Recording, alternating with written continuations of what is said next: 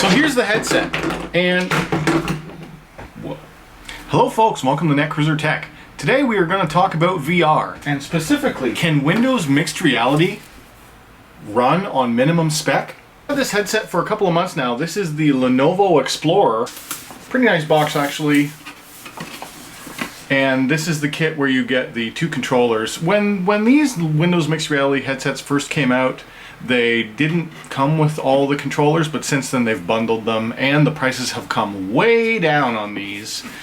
They started around 500 bucks, and I was able to get this for 250 Canadian when it went on sale on the Microsoft Store. Since then, it's gone back up and back down, and it's hovered around 300 mark.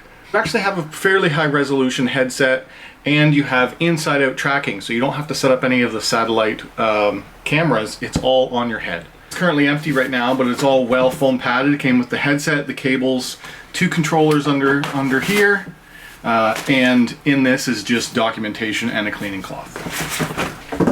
So here's the headset, and I do really like the design. Since it's finally on camera, I could do the peel. When I first got this, I wasn't sure that I was going to keep it, but I will say that once I got into VR using this headset, I was sold, even on minimum spec, and that's what we're going to talk about. This has a 1440 by 1440 per eye LCD panel, so it's the equivalent of like 2880 by 1440 when you split it into one panel, but I think it runs two individual panels inside. That's unclear. I couldn't find that actual spec.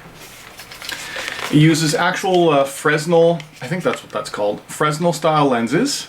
So there is a particular sweet spot right in the middle, and then it gets progressively blurrier as you get out to the outside ring, but field of view is pretty good. When you're watching in the headset, you do get a bit of a porthole style effect, but once your brain kind of dives into like tunnel vision of you're in VR, you kind of lose that black border. It's like when you watch TV. When you are first watching TV, you notice all the surroundings, and then after a while you don't even think about what's going on outside of that screen. Similar idea in VR. Once you get into VR, then you forget that there's a black border around your vision. The band is pretty good. The band is adjustable. This is somewhat of like the PlayStation VR style design, but it has higher resolution screen, as well as the unique thing about Windows Mixed Reality. As much as I hate this branding, because there's nothing mixed reality about this, this is just a VR headset. Even though it has cameras, technically you would think, oh cool, it's going to do AR, where you pop it on, it's going to be like HoloLens, where you can see your surroundings and you're going to have an overlay of your surroundings. Nope, doesn't do any of that. This is strictly VR. This should have been called Windows VR with Mixed Reality. That's really confusing. Don't call it Mixed Reality if you're not going to do it. And Windows Mixed Reality is a rebrand on Windows Holographic. So they've been kind of all over the place with their branding, but I think Windows Mixed Reality is going to stick for a while. I guess the reason why they can do that is because it does have cameras on it. And I'm going to boil it down to what this actually does. This has optical sensors and IR emitters. So you're essentially wearing a Kinect sensor on your head that's mapping your surroundings. So you don't have to set up any kind of satellite imagery to track where you are. The head does all of it, and the head tracks where you are, as well as the head tracks where the controllers are, and that gives you the real 6 degrees of freedom that a PC-style VR system can do. Now the controllers themselves are this ring design, and you get a trigger, you get a joystick, you get a touchpad, a Windows home button, and a menu button, and then this surround lights up. This has like a linear actuator haptic feedback, so it does give like sharp vibrations that you can get for immersion. So those little LED dots is how it tracks, and these run on Bluetooth low energy. And you get two of those. They run on 2 AA batteries each, and I've been testing this on and off for a month and a half or so, and the batteries are just starting to run down now. I don't have a ton of hours in VR, probably less than 10 hours total that I've used the system, and the AA's are almost dead now. Which kind of makes sense because they have to keep these LEDs lit up the whole time, and I'm sure that's not very great for battery, but it's a little bit better than PlayStation system of having those wands. As for the headset, you get a fairly long singular cable which breaks out into two at the end. So I'm not sure how long this is. This is probably 10 feet or more. And at the end of it, you get one USB 3.0A and you get one HDMI. And those are the requirements for the hardware to make this work. One thing about Windows Mixed Reality is you can't just hook it up. It has to run on Windows, and it has to run on Windows 10 because the drivers are specific to make this work. So you can't just put it on your head and watch a movie. It doesn't work that way. Also, you get a headphone dongle. And when you're wearing it on your head, it's fairly comfortable, it's pretty light, and you can adjust it to how you want it. And the strap does fold up so that if you want to, you can have it like that where you can see your surroundings. It does work with glasses, but be careful about that.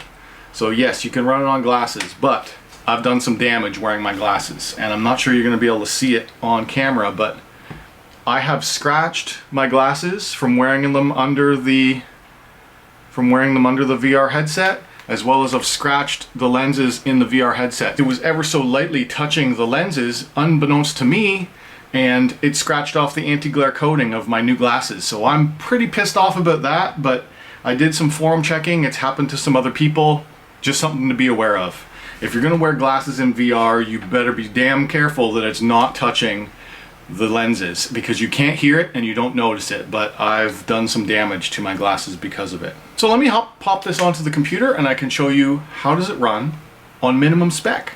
Core i5 laptop CPU, the U variant, which is the ultra low voltage, as well as a Intel HD620 integrated GPU. And that's what I have here in this laptop.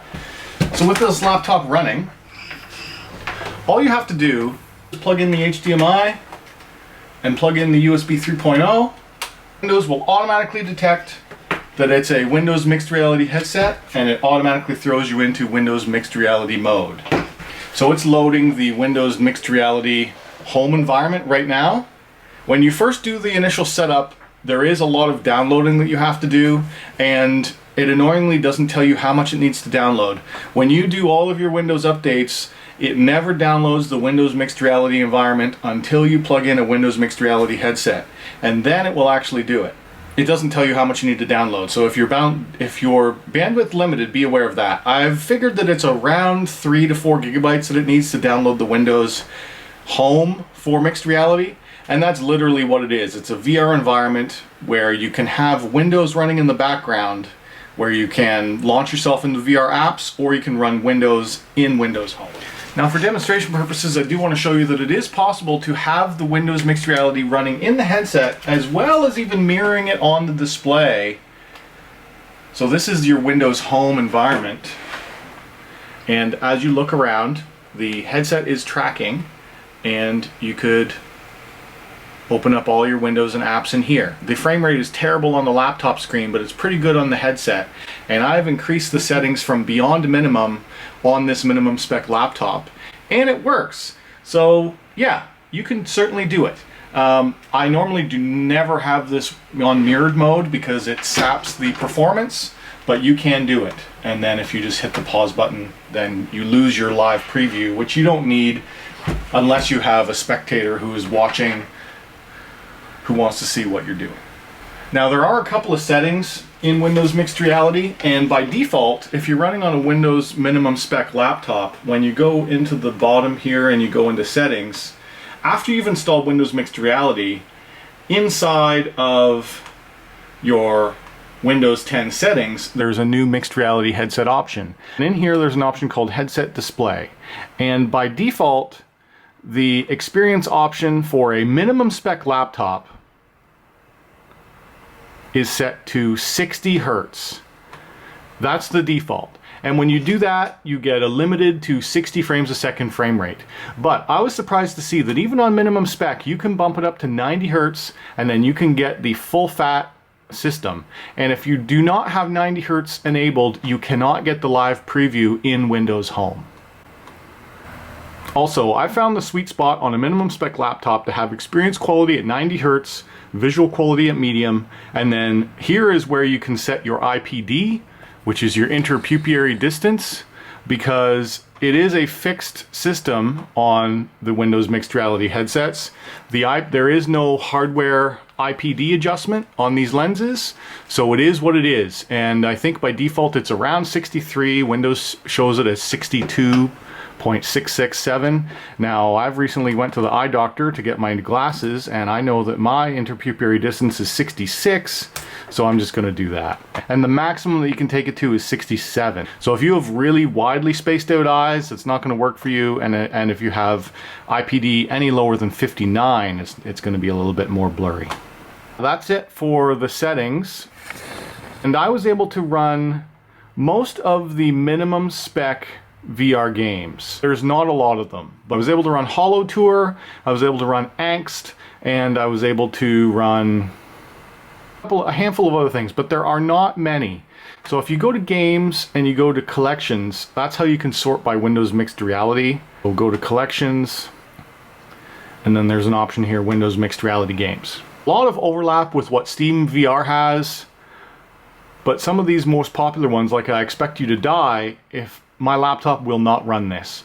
I Expect You to Die is like a Bond game in VR. So something like Halo Recruit, while this is not a heavy-duty VR game, it's heavier duty than this laptop can support. So requires a Windows Mixed Reality Ultra PC, where this is not. And you'll find that most of the Windows Mixed Reality games in the Windows Store require ultimate level specs.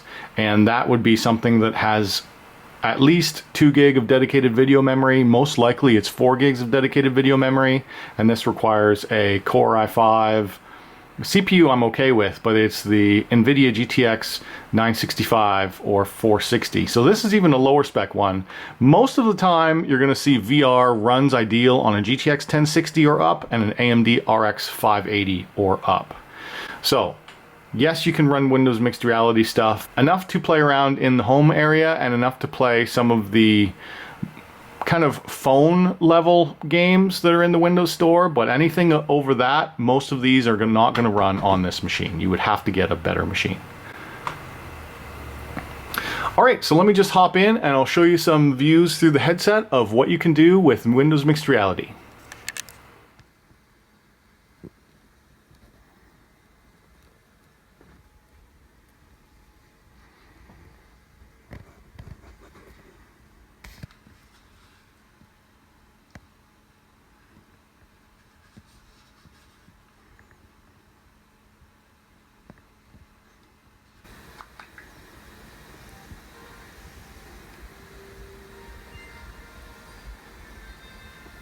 Ready to explore one of the most ancient and beautiful cities on the planet.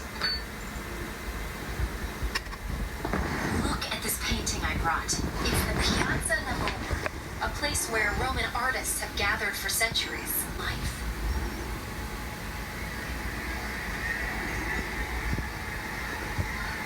Feast your eyes.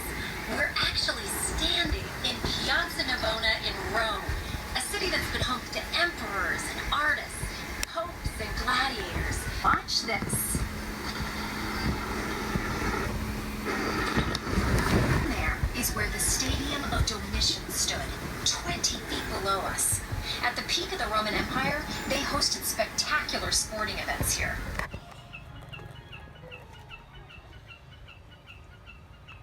So what is the game so far? I'm just standing in a big room so far. Zoom.